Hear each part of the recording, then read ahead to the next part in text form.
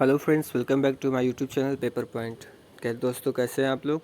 आशा करते हैं कि अच्छे होंगे। वैसे मैं काफ़ी लंबे समय के बाद ये वीडियो बना रहा हूँ। इसके पीछे काफ़ी रीजंस हैं। जैसे मेरे भी कुछ एग्ज़ाम्स वगैरह थे तो उसमें बिजी था, थोड़ा इस पे वीडियोज़ नहीं बना पा रहा था। लेकिन अब आपको डेली बेसिस पे सभी वीडियोज़ मिलेंगे। तो आज हम लोग डिस्कस करने वाले हैं सॉइल फॉर्मेशन।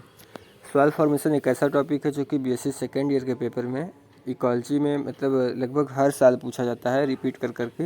ये 8 नंबर में पूछा जाता है, या इस पर शॉर्ट नोट लिखने के लिए 4 नंबर में या फिर 2 नंबर में भी थोड़ा बहुत पूछ लेते हैं। मैक्सिमम ये 8 नंबर में ज़्यादा पूछा जाता है।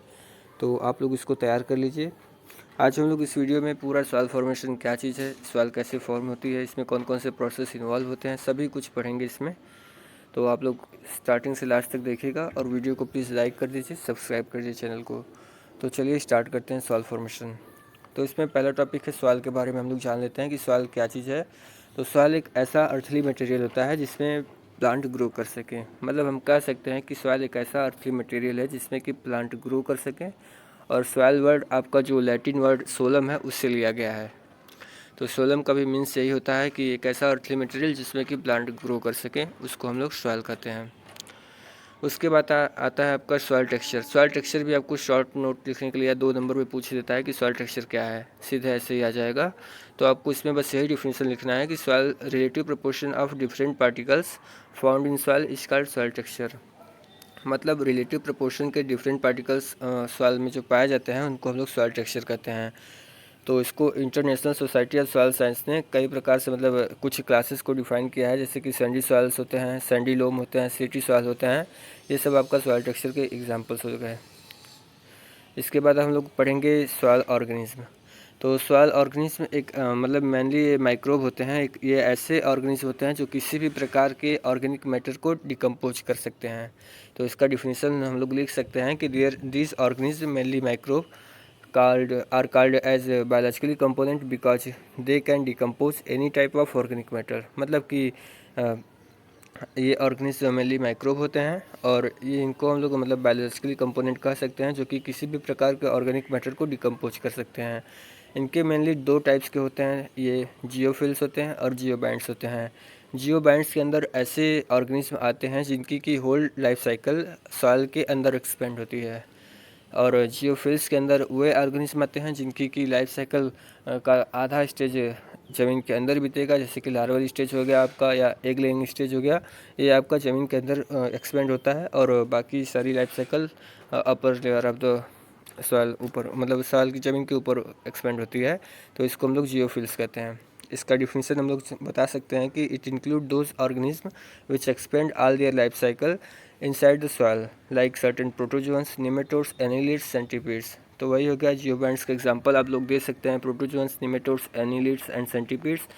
और जियोफिल्स में their entire life is not found in the soil, only their egg laying larva etc found in the soil. It include mostly reptiles and other mammals. मतलब इनकी कंप्लीट लाइफ साइकिल ज़मीन के अंदर नहीं बीतती है। ये इनका बस egg laying process, egg laying stage और लार्वल स्टेज ही ज़मीन के अंदर होता है, और बाकी सारी लाइफ साइकिल इनकी ज़मीन के ऊपर लेयर पे एक्सपेंड होती है। इसमें आपके मोस्टली रेप्टाइल्स आते हैं और कुछ मैमल्स आते हैं। अब ये जो सॉइल ऑर्गेनिज्म है इनका इम्पॉर्टेंट फंक्शन होता है नाइट्रोजन फिक्सेशन, सॉइल मिक्सिंग और सॉइल एरिएशन। मतलब कि ये नाइट्रोजन फिक्सेशन में हेल्प करते हैं, ये सॉइल मिक्सिंग का काम करते हैं, और सॉइल एरिएशन जो कि सबसे इनका मोस्ट मतलब इम्पॉर्टेंट वर्क है, सॉइल एरिएशन, जो कि सॉइल में ऑक्सीजन की मात्रा को बढ़ा देते हैं जिससे कि सॉइल काफ़ी फर्टाइल हो जाती है। तो ये इनका फंक्शन था। इसके बाद आते हैं हम लोग अपने मेन टॉपिक पे, सॉइल फॉर्मेशन। मतलब कि कैसे सॉइल फॉर्म होती है, इसमें कौन कौन से स्टेप्स इन्वॉल्व होते हैं, ये सब कुछ हम लोग पढ़ेंगे। तो सॉइल फॉर्मेशन में मेनली 2 स्टेप्स इन्वॉल्व होते हैं, वेदरिंग एंड पेडोजेनेसिस। तो वेदरिंग क्या होता है? It is a destructive process in which rocks are broken into smaller particles by disintegration and decomposition. तो वेदरिंग एक ऐसा डिस्ट्रक्टिव प्रोसेस है जिसमें कि रॉक्स जो होती हैं वो ब्रेक करती हैं थ्रू डिकम्पोजिशन एंड डिसइंटीग्रेशन। तो रॉक्स पार्टिकल्स होते हैं डिसइंटीग्रेट होते हैं, डिकम्पोज होते हैं और छोटे छोटे पार्टिकल्स में डिवाइड होते हैं। तो वेदरिंग कई टाइप्स का मतलब 3 टाइप्स का होता है mainly, physical weathering, chemical weathering and biological weathering. तो फिजिकल वेदरिंग के बारे में हम लोग पढ़ने वाले हैं। In this process, rocks are disintegrated by cracking, crumbling, crusting into smaller particles. As a result, there is a change in shape and size in the rock particles. मतलब कि जो आपका रॉक होता है वो डिसइंटीग्रेट होता है through the cracking, crumbling and crusting. Cracking, crumbling and crusting के थ्रू जो रॉक पार्टिकल्स होते हैं वो डिसइंटीग्रेट होते हैं, तो उसको हम लोग फिजिकल वेदरिंग कहते हैं।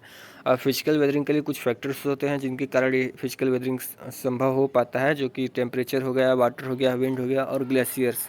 ग्लेशियर्स भी हेल्प करते हैं फिजिकल वेदरिंग में। तो हम लोग पढ़ेंगे पहला टॉपिक्स आपका temperature. Rocks expanded or contract due to higher and lower temperature and sometime it break।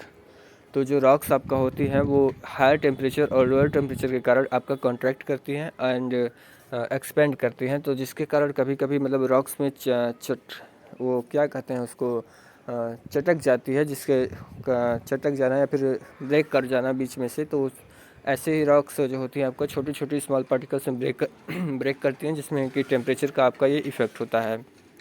Second आपका हो गया वाटर।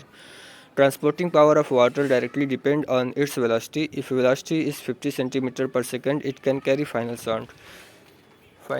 तो आपका जो ट्रांसपोर्टिंग पावर होता है वाटर का वो आपका डायरेक्टली डिपेंड होता है उसके वेलोसिटी पे। मतलब जितना ज़्यादा वेलोसिटी होगा वाटर का उसको वो उतना ही ज़्यादा सॉइल को ट्रांसपोर्ट करेगा। Transporting power of water directly depends upon its velocity. If velocity is 50 centimetre per second it can carry final sand. मतलब वेलोसिटी जो होता है वाटर का अगर 50 सेंटीमीटर पर सेकेंड होगा तो ये फाइनल सैंड को कैरी करेगा। उसके बाद सेकेंड टॉपिक आते हैं हम लोग विंड पे।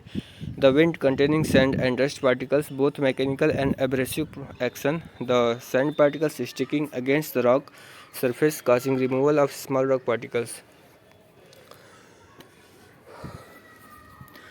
The wind containing sand and dust particles. तो जो विंड आपका होता है वो जनरली आप लोग देखते होंगे गर्मियों में जो हवा चलती है तो उसमें काफ़ी ज़्यादा धूल होती है। तो वही बता रहा है इसमें कि विंड जो आपका होता है वो डस्ट पार्टिकल्स को कैरी करता है। Both mechanical and abrasive action. Mechanical and abrasive action के कारण जो सैंड पार्टिकल्स आपके होते हैं वो रॉक्स पे स्टिक कर जाते हैं और कुछ समय बाद जैसे कि वो फिर स्टिकिंग अगेंस्ट मतलब वो चपड़ी टाइप का छोड़ता है। जैसे जनरल गांव में बोलते हैं ना कि जैसे कहीं पे भी कुछ मट्टी वट्टी का जो पुराना घर वर होता था तो वहाँ पे भी वो छोड़ता था, तो वैसे ही रॉक्स पे भी होता है कि वो डिसइंटीग्रेट करते हैं, वहाँ पे छोटे छोटे पार्टिकल्स में टूटना शुरू हो जाता है उसमें। तो इसको हम लोग कह सकते हैं कि ये विंड के कारण हो रहा है, वहाँ पे वेदरिंग हो रही है विंड के कारण हो रही है। इसका एग्जांपल आपको सैंड ड्यून होता है, जैसे कि रेगिस्तान में जो रेत का टीला बन जाता है हवा के कारण, तो उसको हम लोग सैंड ड्यून कहते हैं। ये एक प्रोसेस होता है वेदरिंग का जो कि हवा के कारण होता है। इसके बाद चौथा है glaciers. Huge mass of moving ice scarred glaciers. मतलब कि जो बर्फ़ का बहुत बड़ा एक चट्टान पहाड़ जैसा स्ट्रक्चर हो जाता है, काफ़ी बड़ा होता है स्ट्रक्चर उसका ग्लेशियर्स का, जो कि मूव करता है एक जगह से दूसरी जगह पे, उसको हम लोग ग्लेशियर्स कहते हैं।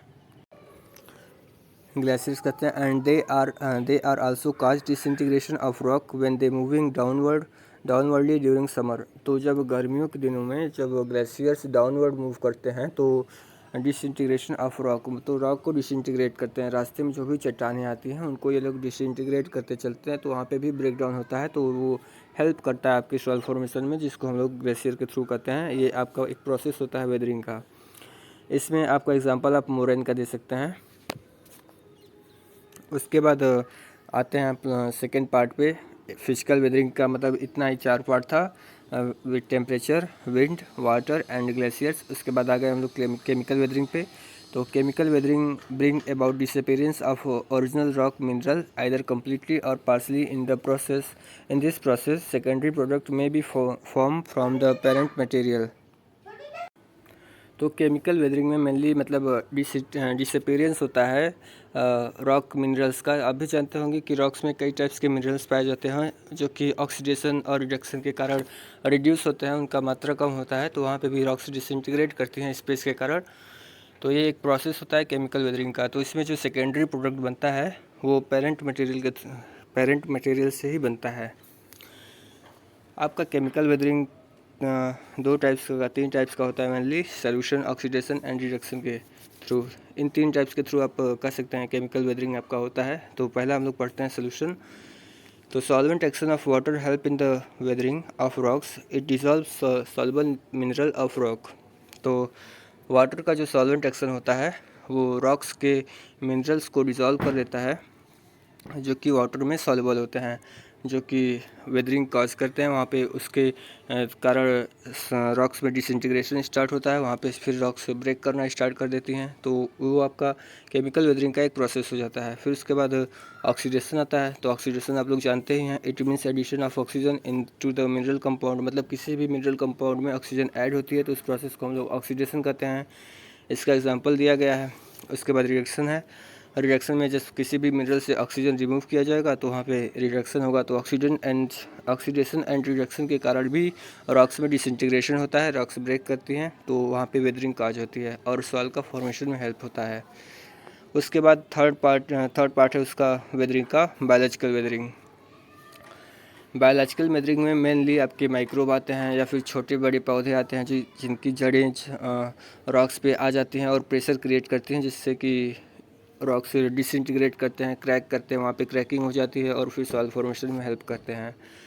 तो बायोलॉजिकल वेदरिंग में हम लोग इसका डिफिनेशन दे सकते हैं कि many organism play important role in the weathering of rocks through physical and chemical means. मतलब कि मैनी ऑर्गेनिज्म जो ऑर्गेनिज्म होते हैं वो आपका रॉक के डिसइंटीग्रेशन में हेल्प करते हैं, और मतलब केमिकली या फिर फिजिकली प्रेशर क्रिएट करके या फिर कुछ केमिकल सिक्रीशंस के थ्रू आपका जो रॉक्स के फॉर्मेशन में हेल्प करते हैं, तो हो जाता है आपका बायोलॉजिकल वेदरिंग।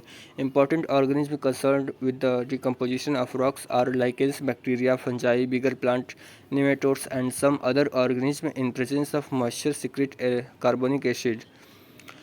मतलब कि जो आपके लाइकेंस, बैक्टीरिया, फंजाई या फिर बिगर प्लांट जो होते हैं या फिर कुछ निमेटोड्स को ले लीजिए जो कि रॉक्स के सरफेस पे प्रेजेंट होते हैं और वहाँ पे जो कार्बोनिक एसिड का सिक्रीशन करते हैं, जिसके कारण कि रॉक्स पे डिसइंटीग्रेशन होता है, वहाँ पे रॉक्स क्रैक करती हैं। या फिर कुछ बड़े पौधे होते हैं जो कि जिनकी जड़ें रॉक्स के अंदर चली जाती हैं, जो कि वहाँ पे क्रैकिंग का कारण बनती हैं, और चट्टानें क्रैक कर जाती हैं वहाँ पे।